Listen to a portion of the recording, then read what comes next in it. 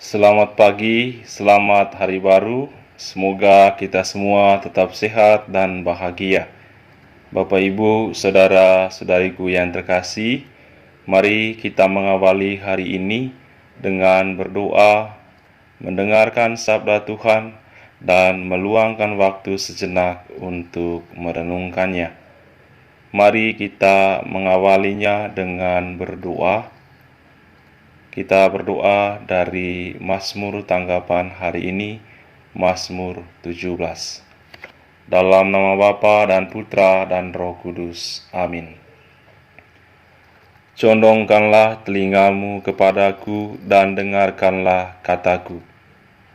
Dengarkanlah Tuhan pengaduan yang jujur, perhatikanlah seruanku, berilah telinga kepada doaku, doa dari bibir yang tidak menipu. Daripadamulah kiranya datang penghakiman, kiranya matamu melihat apa yang benar.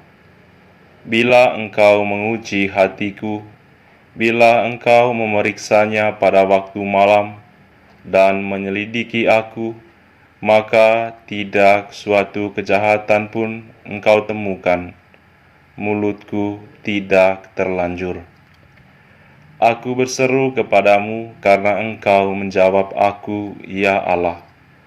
Sendengkanlah telingamu kepadaku, dengarkanlah perkataanku. Tunjukkanlah kasih setiamu yang ajaib. Ya, Engkau yang menyelamatkan orang-orang yang berlindung pada tangan kananmu terhadap pemberontak. Kemuliaan kepada Bapa dan Putra dan Roh Kudus, seperti pada permulaan, sekarang, selalu, sepanjang segala abad. Amin. Condongkanlah telingamu kepadaku dan dengarkanlah kataku. Tuhan sertamu dan sertamu juga. Inilah Injil Yesus Kristus menurut Lukas. Dimuliakanlah Tuhan. Sekali peristiwa timbullah pertengkaran di antara para murid Yesus tentang siapakah yang terbesar di antara mereka. Tetapi Yesus mengetahui pikiran mereka. Karena itu, ia mengambil seorang anak kecil dan menempatkannya di sampingnya. Lalu ia berkata kepada mereka, "Barang siapa menerima anak ini demi namaku, dia menerima aku. Dan barang siapa menerima aku, menerima dia yang mengutus aku. Sebab yang terkecil di antara kalian, dialah yang terbesar." Pada kesempatan lain, Yohanes berkata, "Guru, kami lihat seorang mengusir setan demi namamu, dan kami telah mencegahnya, karena ia bukan pengikut kita." Tetapi Yesus menjawab, "Jangan kalian cegah, sebab barang siapa tidak melawan kalian, dia memihak kalian." Demikianlah Injil Tuhan. Terpujilah Kristus. Tinggal bersama Yesus, Sang Guru yang sangat sabar. Saudara-saudari, para murid dalam bacaan Injil bertengkar mengenai siapa yang paling besar di antara mereka. Para murid yang bertengkar adalah mereka yang sudah mengikuti Yesus selama ini. Selama itu pula mereka hidup bersama Yesus. Mereka telah melihat banyak mujizat yang dilakukan Yesus. Mereka juga telah mendengarkan banyak ajaran dari Yesus Sang Guru. Banyak rahasia tentang kerajaan surga diberitahukan Yesus kepada mereka murid-muridnya. Mereka tinggal bersama Yesus dan belajar banyak hal. Banyak berkat yang telah mereka terima, banyak berkat yang telah mereka peroleh, banyak rahmat yang telah mereka dapatkan. Dan ironisnya, ketika baru saja Yesus memberitahukan kepada mereka bahwa Dia akan menderita, Dia akan dianiaya dan disalibkan, para murid justru bertengkar, siapakah yang terbesar di antara mereka. Namun yang sangat menarik adalah Tuhan Yesus sangat sabar dalam menghadapi ulah para murid-Nya. Dia dengan sabar pula membimbing mereka. Dia mengajarkan mereka dengan baik dan sangat sabar mengikuti proses perkembangan hidup kerohanian mereka. Saat mereka bertengkar siapa yang terbesar di antara mereka, Tuhan Yesus menempatkan seorang anak kecil di tengah-tengah mereka dan berkata kepada mereka, "Barang siapa menerima anak ini demi namaku, dia menerima aku. Dan barang siapa menerima aku, menerima dia yang mengutus aku.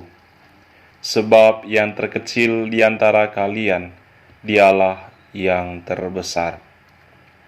Saudara-saudariku yang terkasih di dalam Tuhan, menerima anak kecil demi nama Yesus berarti menerima Yesus sendiri. Tuhan Yesus mengajarkan para murid untuk fokus pada pelayanan, melayani semua orang, khususnya mereka yang tak berdaya, seperti melayani anak kecil yang membutuhkan banyak bantuan. Dalam hidup ini, hidup kerohanian kita juga bertumbuh, mengalami proses.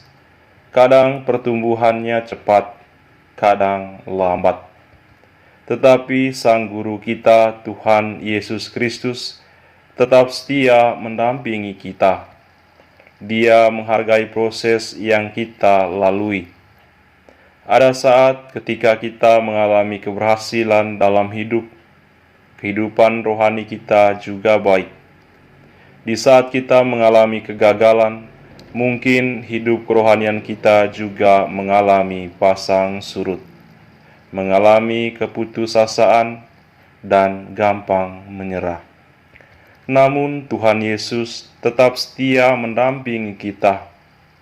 Dialah Sang Guru yang sabar mengajarkan kepada kita banyak hal tentang surga dan keselamatan. Dia pula Sang Guru yang bukan hanya mengajar, tetapi juga mengulurkan tangannya menyelamatkan kita. Dikala kita mengalami keterpurukan, Dia membangkitkan kita. Dikala kita mengalami keputusasaan, Dia menguatkan kita. Bersama Tuhan Yesus, kita pasti selamat. Saudara-saudariku yang terkasih, para rasul yang ditegur oleh Yesus sebelum wafatnya mengalami titik balik setelah kebangkitan Tuhan Yesus. Para murid atau para rasul yang sebelumnya bertengkar mengenai siapa yang terbesar di antara mereka, kemudian mengalami perubahan hidup. Mereka setelah kebangkitan Tuhan tidak lagi mengalami ketakutan, tidak lagi meragukan Tuhan. Mereka fokus pada pewartaan tentang kebangkitan Tuhan Yesus. Mereka sungguh-sungguh mewujudkan apa yang dikatakan Tuhan. Yang terkecil di antara kalian, dialah yang terbesar. Oleh karena itu, dalam pelayanan dan pewartaan mereka, yang mereka prioritaskan adalah kerajaan Allah. Para rasul mengorbankan segalanya karena ingin mendapatkan yang terbesar, yaitu kerajaan surga. Saudara-saudari yang diberkati Allah, kita pun harus mempunyai titik awal dalam hidup kita. Mungkin selama ini kita mengalami momen yang kurang baik dalam kehidupan kerohanian kita. Kita mengalami pasang surut, maka kita harus mengakhiri semua yang kurang baik itu. Kita harus meningkatkan kehidupan kerohanian kita, dan kita harus menemukan momennya. Momen di mana kita mulai mengandalkan Tuhan, baik sebagai cara hidup maupun sebagai tujuan hidup kita. Kita tentu telah mendengarkan banyak ajaran Tuhan, dan kita juga telah banyak mengalami berkat dari Allah. Maka saatnya bagi kita untuk memikirkan Allah secara lebih baik lagi dalam hati kita, sehingga kita mengalami pertumbuhan hidup rohani yang baik. Kalau kita sudah menata kehidupan rohani kita secara lebih baik, maka kita pun akan mudah untuk mewartakan Injil Tuhan, mewartakan Tuhan yang bangkit melalui cara hidup kita dan sebagai tujuan hidup kita. Semoga kita semua tetap setia mengikuti Tuhan, Sang Guru kehidupan kita. Mari kita menerima berkat Tuhan. Tuhan sertamu dan sertamu juga. Semoga saudara-saudari sekalian, keluarga dan komunitas, usaha-usaha dan pekerjaan kita sepanjang hari ini, orang-orang yang kita cintai dan mereka yang kita doakan, dilindungi dan dibimbing oleh berkat Allah yang Maha Kuasa, Bapa dan Putra dan Roh Kudus. Amin. Selamat berkarya untuk Anda sekalian, sehat dan sukses selalu.